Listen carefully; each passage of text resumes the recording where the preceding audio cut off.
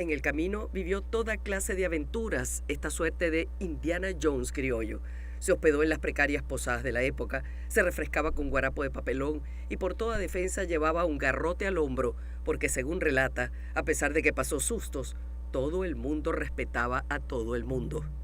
Las aventuras durante sus viajes por Venezuela son alucinantes, desde socorrer gente en peligro, conseguirse a un llanero sin vida en su chinchorro, tras varios días colgado allí, luego de padecer un ataque de fiebre palúdica, sentir que una serpiente te cae en la cabeza atravesando un río y hasta guarecerte bajo un frondoso chaparro durante una tempestad, corriendo el riesgo de morir electrocutado por servir estos árboles como pararrayos.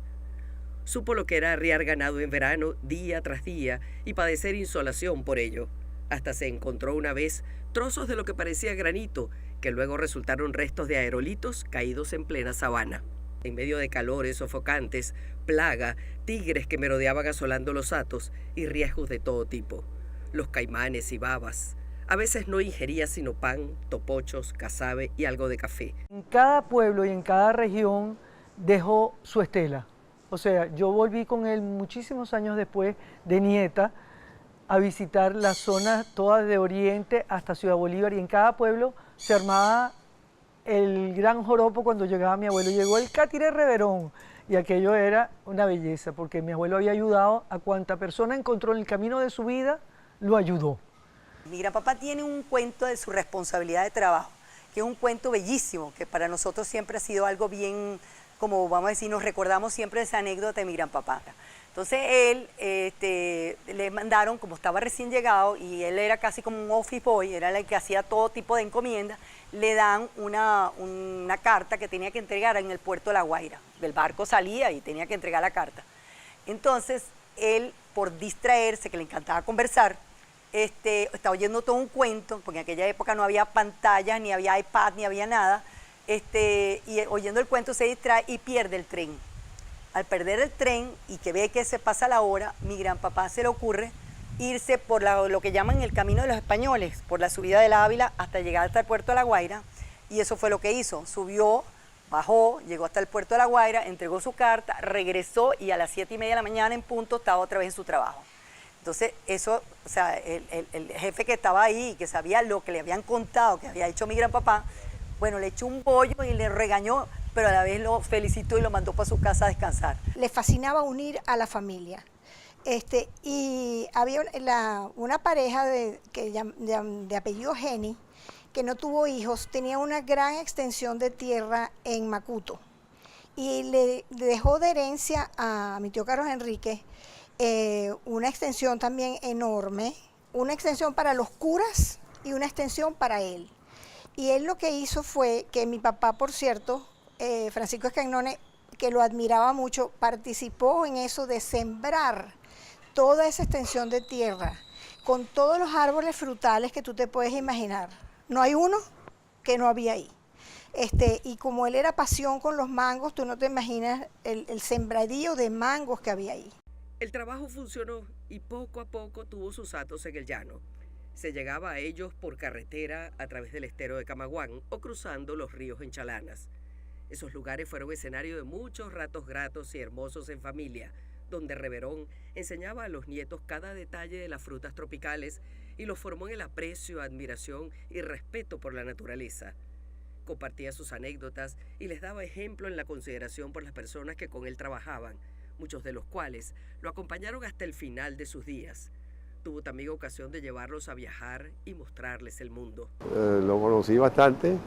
Él era muy amigo, por supuesto, de mi padre, diferencia de edad enorme, ¿no? Y toda nuestra familia fue muy amiga, fue muy unida con todos los Reverón, siempre, con sus hijos. Carola, que fue gran amazona y creo que es la única mujer que ha ganado un torneo en la ciudad de Nueva York, en el Madison Square Garden, con su caballo llamado Mi Tipo, muy conocida en el ámbito hípico de Venezuela. Irene, Eglantina y Rodolfo. Vivía mucho de su ser, o sea, a mí me gustaba mucho sembrar mata, la naturaleza, y a pescar, que lo acompañaba a su becerro, era a criar su finquita que tenía en La Guaira. Bueno, y así con él siempre estuve al lado de él hasta que llegué a los 16 años, que ahí me separé un poco de él. Pero después volví otra vez a estar con mi abuelo invitándolo porque él vivía cerquita de mi casa. Y bueno, y él prácticamente él me crió porque mi papá y mi mamá a veces viajaban y me dejaban en la casa de él que vivía de Pilita Mamey. Ellos tenían una casa en una urbanización, se llamaba Puerto Viejo. Eso quedaba entre Castelamar y Playa Grande. Y mi padre tenía una casa y él estaba casi enfrente, por una calle bajando. Y él iba mucho. Un día,